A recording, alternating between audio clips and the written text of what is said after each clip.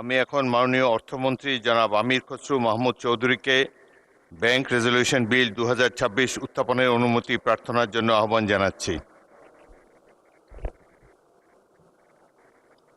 মাননীয় স্পিকার, আপনাকে ধন্যবাদ। আমি আমির খসরু মাহমুদ চৌধুরী, অর্থমন্ত্রী, তফসিলি ব্যাংক সম্পর্কিত রেজুলেশন ক্ষমতা প্রয়োগ এবং এতৎ সংক্রান্ত বিষয়ে বিধান প্রণয়নকল্পে আনিত একটি বিল, ব্যাংক রেজলিউশন বিল 2026 এই মহান সংসদে উত্থাপনের জন্য অনুমতি প্রার্থনা করছি।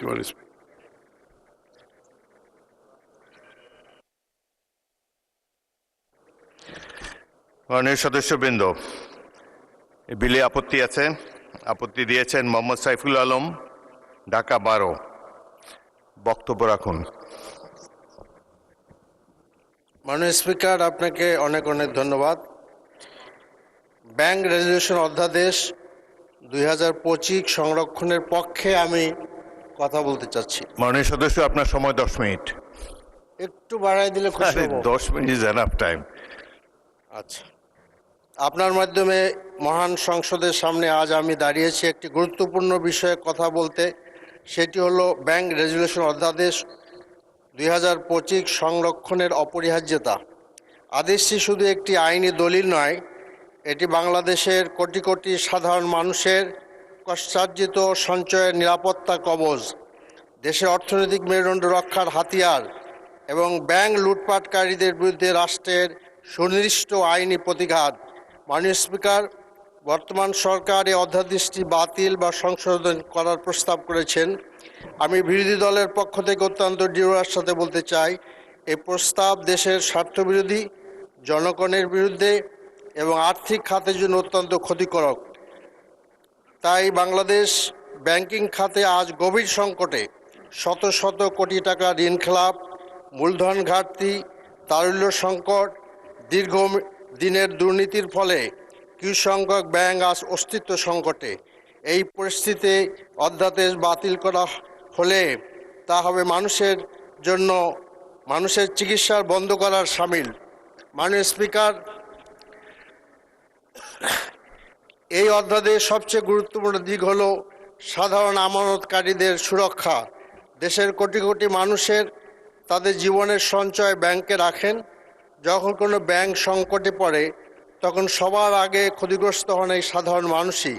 অধ্যাদেশটি স্পষ্টভাবে নিশ্চিত করেছে যে রেজুলেশন প্রক্রিয়ায় সুরক্ষিত আমানত সর্বোচ্চ অগ্রাধিকার পাবে, আমানতকারীরা কখনো ক্ষতিগ্রস্ত হবে না।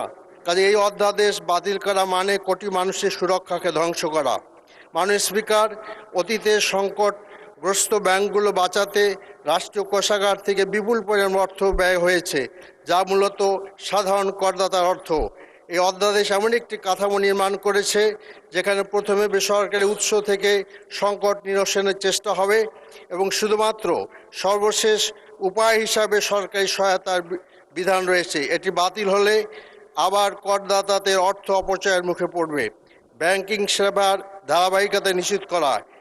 এই একটি ব্যাংক সংকটে পড়লে তার আমানতকারীরা এবং ব্যবসায়ীরা তাৎক্ষণিক ক্ষতির শিকার হন। লক্ষ লক্ষ গ্রাহকদের লেনদেন বন্ধ হয়ে যায়, ব্যবসা ক্ষতিগ্রস্ত হয়। এই অধ্যাদেশ সুনির্দিষ্টভাবে নিশ্চিত করে যে রেজুলেশন প্রক্রিয়া চলাকালে ব্যাংকের গুরুত্বপূর্ণ কার্যক্রম অব্যাহত থাকবে, গ্রাহকরা তাদের সেবা পাবেন। এটি অর্থনৈতিক বিপর্যয় ও প্রতিরোধের মূল রক্ষা কবচ। আর্থিক খাতে জনগণের সেবা পুনরুদ্ধার। বাংলাদেশের ব্যাংকিং খাতে জনগণের আস্থা আজ তলানিতে, কারণ বারবার ব্যাংক কেলেঙ্কারি, লুটপাট ও সংকটে পড়েও কার্যকর কোনো আইনি ব্যবস্থা ছিল না। এই অধ্যাদেশ স্বচ্ছ, পূর্ব ঘোষিত, আইনসম্মত রেজুলেশন প্রক্রিয়া তৈরি করে, সেই আস্থা পুনরুদ্ধারের পথ প্রশস্ত করে। এটি বাতিল করলে সেই বিশ্বাসের সামান্য যা অবশিষ্ট ছিল, মাননীয় স্পিকার, তাও ধ্বংস হয়ে যাবে। মাননীয় স্পিকার, এতদিন বাংলাদেশের ব্যাংক সংকট মোকাবিলার কোনো সুনির্দিষ্ট আইনি কাঠামো ছিল না। ব্যাংক ডুবতে থাকতো এবং কেন্দ্রীয় ব্যাংক হাত পা বেঁধে বসে থাকতো। এই অধ্যাদেশ বাংলাদেশ ব্যাংককে সুস্পষ্ট আইনি ক্ষমতা দিয়েছে। সংকটগ্রস্ত ব্যাংকে ক্ষতিগ্রস্ত করা এই ক্ষমতা বাতিল করা মানে কেন্দ্রীয় ব্যাংকে আবার নিয়ন্ত্রণে নিয়ে আসা। যখন কোনো ব্যাংকের পরিচালনা পর্ষদ ব্যর্থ হয়, দুর্নীতি অব্যবস্থাপনায় ব্যাংক ডুবানো হয়, তখন দ্রুত একজন যোগ্য শাসক নিয়োগ দিয়ে ব্যাংকে রক্ষা করার ব্যবস্থায় অধ্যাদেশ রয়েছে। প্রশাসকের স্পষ্ট দায়িত্ব এবং ক্ষমতা, জবাবদিহিতার বিধান নিশ্চিত করা হয়েছে। পুরো পৃথিবীতে এই পদ্ধতি সফলভাবে ব্যবহৃত হয়েছে। মাননীয় স্পিকার, ব্রিজ ব্যাংকগুলো সংকটগ্রস্ত ব্যাংকের ভালো সম্পদ, গুরুত্বপূর্ণ সেবা রক্ষা করে একটি নতুন ব্যাংকে হস্তান্তরের বিশ্বমানের কৌশল। এতে ব্যাংকের ভালো অংশটুকু টিকিয়ে রাখা যায়, গ্রাহকরা সেবা পেতে থাকেন এবং ব্যাংক ব্যবস্থার বিপর্যয় এড়ানো যায়। এই অধ্যাদেশ এই ক্ষমতা বাংলাদেশ ব্যাংকে দিয়েছে, যা আগে কখনো ছিল না। একটি দুর্বল ব্যাংক থেকে তার সুস্থ সম্পদ একটি শক্তিশালী ব্যাংকে হস্তান্তরের মাধ্যমে আমানতকারীদের রক্ষা করা এবং ঋণ গ্রহীতাদের সেবা নিশ্চিত করা আধুনিক ব্যাংকিং ব্যবস্থার অন্যতম মূলনীতি। এই অধ্যাদেশ সুস্পষ্ট আইনি কাঠামোতে এই ক্ষমতা নিশ্চিত করেছে এবং কে কত পাবেন তার অগ্রাধিকার ক্রম নির্ধারণ করেছে। মাননীয় স্পিকার, এতদিন ব্যাংক ডুবলে সাধারণ করদাতা এবং আমানতকারীরা ক্ষতি বহন করতেন, অথচ ব্যাংকের মালিক ও উচ্চ পর্যায়ের মালিককে বিনিয়োগকারীরা সুরক্ষা থাকতেন। এই অধ্যাদেশ বলে, আগে শেয়ার হোল্ডারদের ক্ষতি বহন করবেন, তারপর অন্যান্য পাওনাদাররা। সাধারণ আমানতকারীরা সবার শেষে সবচেয়ে বেশি সুরক্ষিত থাকবেন। এটি ন্যায় বিচারের নীতি। মাননীয় স্পিকার,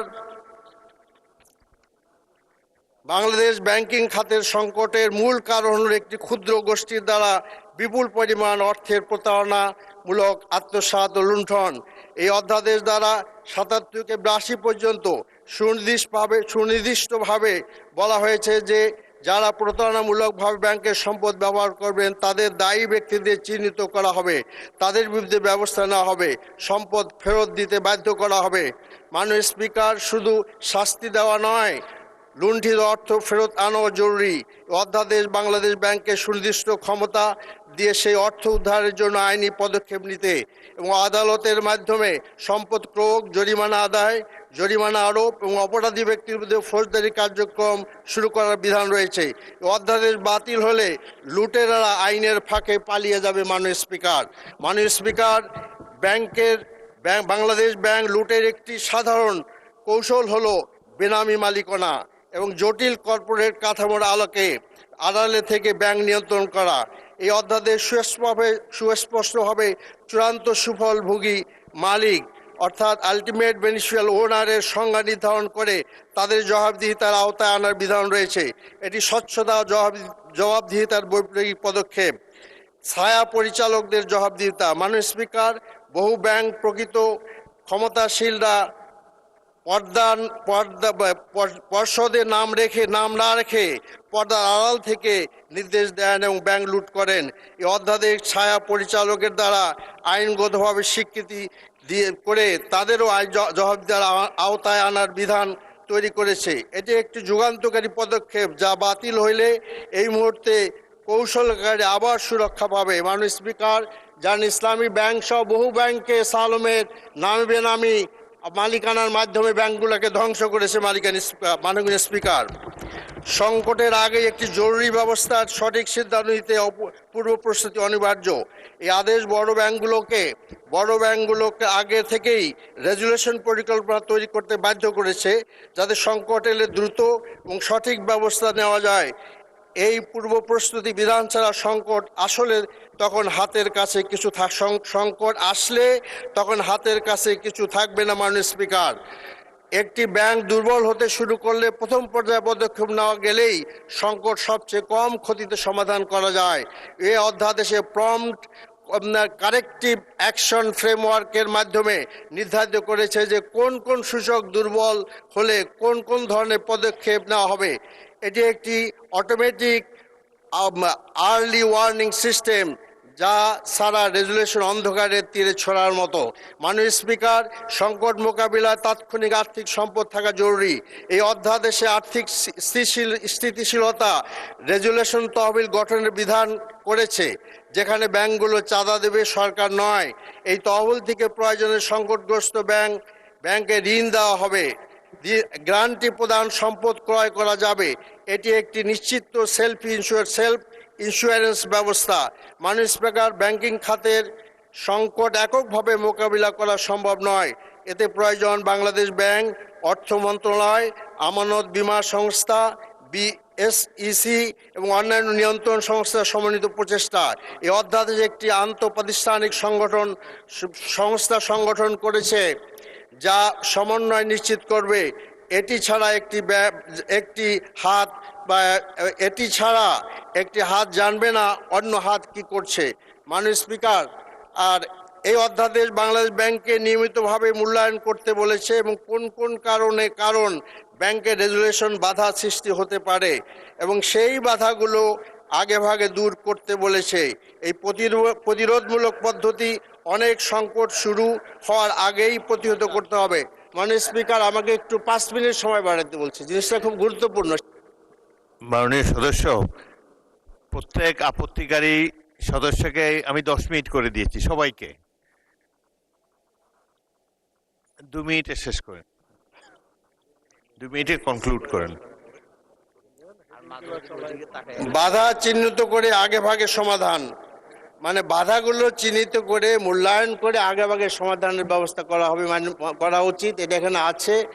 এটা যদি যাতে করে সংকট প্রতিহত করা যায়। আমি একটু হেডিংগুলো পড়ছি মাননীয় স্পিকার। এরপর আইনগত ন্যায্যতা মূলনীতি। মাননীয় স্পিকার, এই অধ্যাদেশ অত্যন্ত গুরুত্বপূর্ণ নীতি নিশ্চিত করেছে। রেজুলেশন প্রক্রিয়ায় কোন পাওনাদার বা আমানতকারী যদি স্বাভাবিক অবসান যত পেতেন তার চেয়ে কম পান, তাহলে সরকারি তহবিল থেকে ক্ষতিপূরণ দেওয়া হয়, এটি নিশ্চিত করা হয়েছে। মাননীয় স্পিকার, এরপরে হলো যে সাময়িক স্থগিতাদেশ সংকট নিরসন। সংকটের সময় দাবির স্রোত বন্ধ না করলে ব্যাংক বাঁচানো সম্ভব নয়। কাজে এমন ব্যবস্থা থাকা দরকার, কাজে আস্তে আস্তে যাতেই আমানতকারীকে দেওয়া যায়, তাহলে সমস্যা দেখা দিবে। মাননীয় স্পিকার, বিচারিক তত্ত্বাবধান ও আইনের শাসন নিশ্চিত করা। পদ্ধতিগত ঝুঁকি প্রতিরোধ একটি ব্যাংকের সংকট ছাড়ানোর থেকে রক্ষা করে। বিদেশি বিনিয়োগ আকর্ষণে আইনি কাঠামো তৈরি করা, কারণ এরকম অবস্থা হলে বিদেশের বিনিয়োগকারীরা আমাদের এখানে আসবে না, যেটা ইসলামী ব্যাংকের ক্ষেত্রে হয়েছে। মাননীয় স্পিকার, আন্তর্জাতিক মানদণ্ড অনুসরণ করা। এরপরে যেটা বলে সরকারের বাতিলের যুক্তি খণ্ডন, অসামঞ্জস্যতাপূর্ণ যুক্তি খণ্ডন। মাননীয় স্পিকার, আরও পরামর্শ দরকার। এই যুক্তি গ্রহণযোগ্য নয়। রাষ্ট্রপতি আদেশ বাতিল সাংগঠনিক প্রশ্ন এবং আন্তঃসীমা রেজুলেশন, বৈশ্বিক ব্যাংকিং সংকট মোকাবিলা, ব্যাংকিং খাতে দীর্ঘমেয়াদী সংস্কার ভবিষ্যতের জন্য ভিত্তি। তো মাননীয় স্পিকার, আমি তো মোটামুটি বললাম, তো আমি ইনশাল্লাহ এটা আপনার মাধ্যমে জমা দেবো। আমি মনে করি যে এই গুরুত্বপূর্ণ বিষয়টা জনমতে যাচাইয়ের জন্য পেশ করা হোক, যে দেশের মানুষ এবং আমানতকারীরা।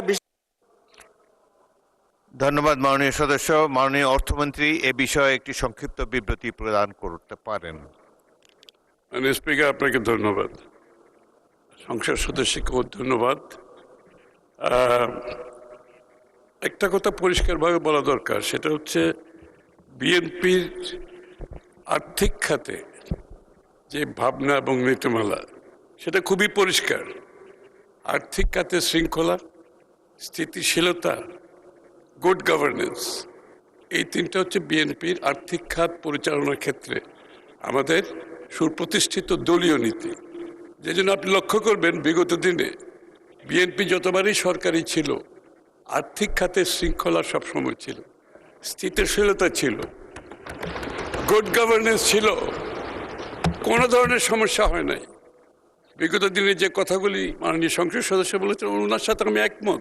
এই ঘটনাগুলো ঘটেছে।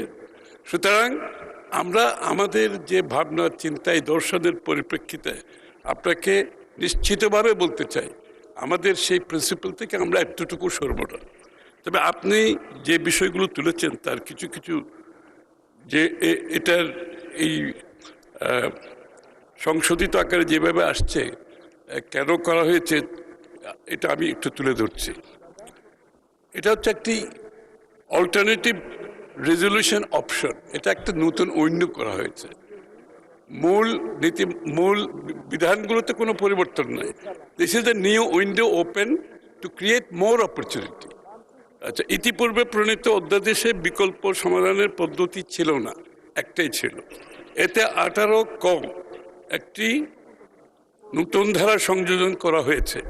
ফলে ব্যাংকসমূহের দুরবস্থা থেকে পুনরুদ্ধারের জন্য শুধুমাত্র রেজলিউশন পদ্ধতি হিসেবে লিকুইডেশন, ব্রিজ ব্যাংকের নিকট হস্তান্তর, তৃতীয় পক্ষের নিকট হস্তান্তর ইত্যাদি অপশনের উপর নির্ভর না করে রেজলিউশন কার্যক্রমের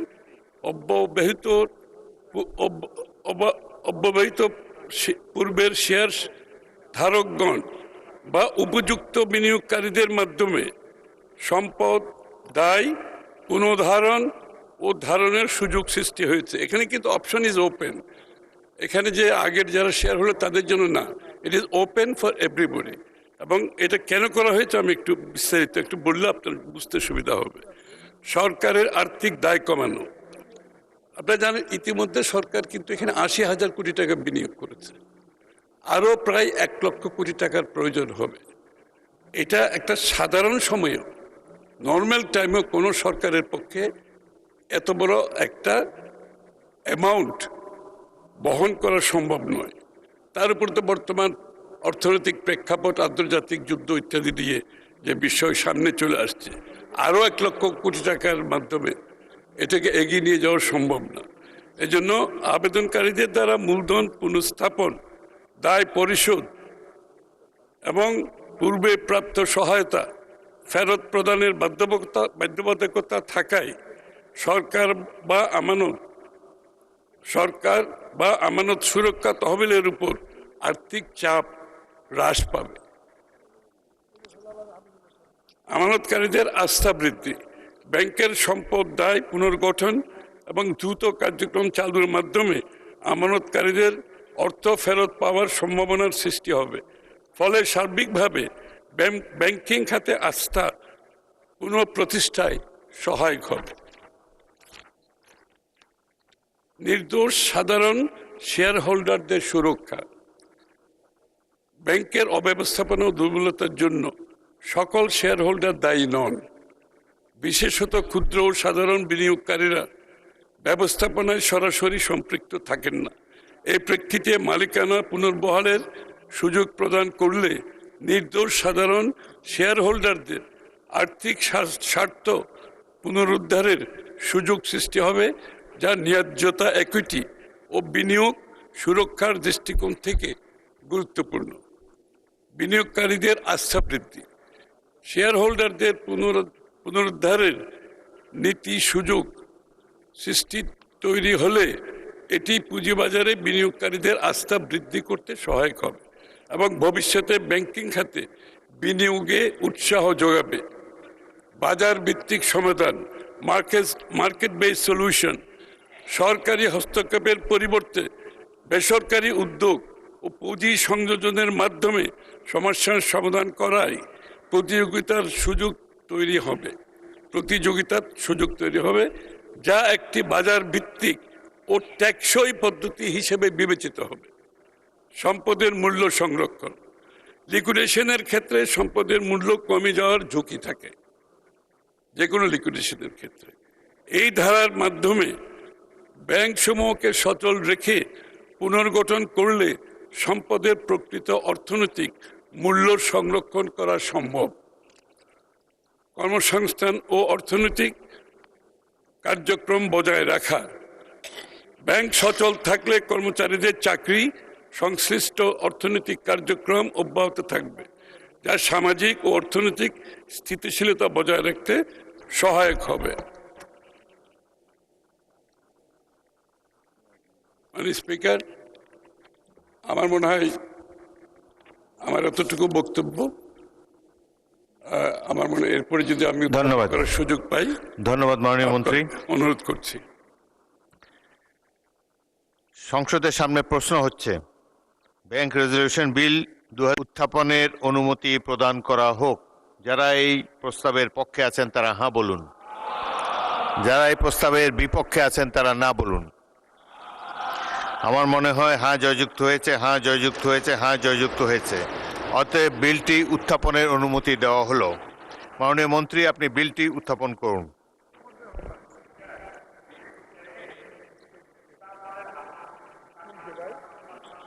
একজনকে দেয়া নেই, একজন বলতে পারে। আপত্তি একজনই দিতে পারে। এই দয়া করে বসুন। একজন আপত্তিকারী দিতে পারে। তার 12 মিনিট বক্তব্য শুনেছে, এখন আইন প্রণয়নে যাচ্ছে। মাননীয় মন্ত্রী, উত্থাপন করুন। 2 মিনিটের জায়গায় 20 মিনিট নিচে তো। মাননীয় স্পিকার, আপনাকে ধন্যবাদ। আমি আমির খসরু মাহমুদ চৌধুরী, অর্থমন্ত্রী, তফসিলি ব্যাংক সম্পর্কিত রেজুলেশন, ক্ষমতা প্রয়োগ ও এতৎ সংক্রান্ত বিষয়ে বিধান প্রণয়নকল্পে আনিত একটি বিল, ব্যাংক রেজুলেশন বিল 2026, এই মহান সংসদে উত্থাপনের জন্য অনুমতি প্রার্থনা করছি। ধন্যবাদ মাননীয় স্পিকার। মাননীয় মন্ত্রী, আপনি বিলটি উত্থাপন করুন। ধন্যবাদ মাননীয় স্পিকার। আমি আমির খসরু মাহমুদ চৌধুরী, অর্থমন্ত্রী, তফসিলি ব্যাংক সম্পর্কিত রেজুলেশন, ক্ষমতা প্রয়োগ এবং এতৎ সংক্রান্ত বিষয়ে বিধান প্রণয়নকল্পে আনিত একটি বিল, ব্যাংক রেজুলেশন বিল 2026, এই মহান সংসদে উত্থাপন করছি। আপনাকে ধন্যবাদ মাননীয় স্পিকার। ব্যাংক রেজলিউশন বিল 2026 সংসদে উত্থাপিত হলো। আমি এখন অর্থমন্ত্রী আমির খসরু মাহমুদ চৌধুরীকে সংসদে উত্থাপিত আকারে ব্যাংক রেজলিউশন বিল 2026 অবিলম্বে বিবেচনার প্রস্তাব উত্থাপনের আহ্বান জানাচ্ছি। ধন্যবাদ মাননীয় স্পিকার।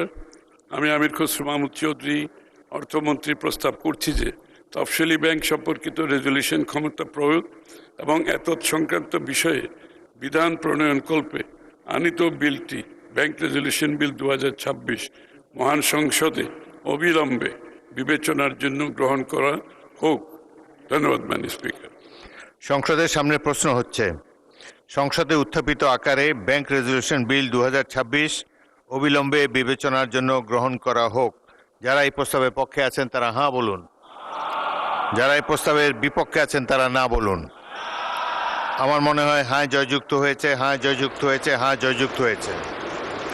অতএব সংসদে উত্থাপিত আকারে ব্যাংক রেজলিউশন বিল 2026 অবিলম্বে বিবেচনার জন্য গৃহীত হলো। মাননীয় সদস্যবৃন্দ, বিলটির উপর দফাওয়ারি কোনো সংশোধনী নেই। আমি এখন বিলের দফাগুলো সংসদে পেশ করছি। সংসদের সামনে প্রশ্ন হচ্ছে, বিলের দফা 2, 3, 4, 5, 6, 7, 8, 9, 10, 11, 12, 13, 14, 15, 16, 17, 18, 19, 20, 21, 22, 23, 24, 25, 26, 27, 28, 29, 30, 31, 32, 33, 34, 35, 36, 37, 38, 39, 40, 41, 42, 43, 44, 45, 46, 47, 48, 49, 50, 51, 52, 53, 54, 55, 56, 57, 58, 59, 60, 61, 62, 63, 64, 65, 66, 67, 68, 69, 70, 71, 72, 73, 74 ও 75 এই বিলের অংশ হিসাবে গ্রহণ করা হোক।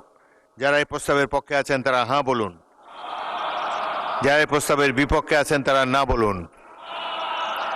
আমার মনে হয় হ্যাঁ জয়যুক্ত হয়েছে, হ্যাঁ জয়যুক্ত হয়েছে, হ্যাঁ জয়যুক্ত হয়েছে। অতএব বিলের দফা 2, 3, 4, 5, 6, 7, 8, 9, 10, 11, 12, 13, 14, 15, 16, 17, 18, 19, 20, 21, 22, 23, 24, 25, 26, 27, 28, 29, 30, 31, 32, 33, 34, 35, 36, 37, 38, 39, 40, 41, 42, 43, 44, 45, 46, 47, 48, 49, 50, 51, 52, 53, 54, 55, 56, 57, 58, 59, 60, 61, 62, 63, 64, 65, 66, 67, 68, 69, 70, 71, 72, 73, 74 ও 75 এই বিলের অংশ হিসাবে গৃহীত হলো। বিলের এক দফা, বলবৎকরণ দফা, প্রস্তাবনা, প্রয়োগ ও প্রবর্তন এবং শিরোনামা এই বিলের অংশ হিসাবে গ্রহণ করা হোক। যারা এই প্রস্তাবের পক্ষে আছেন তারা হ্যাঁ বলুন। যারা এই প্রস্তাবের বিপক্ষে আছেন তারা না বলুন। আমার মনে হয় হ্যাঁ জয়যুক্ত হয়েছে, হ্যাঁ জয়যুক্ত হয়েছে, হ্যাঁ জয়যুক্ত হয়েছে।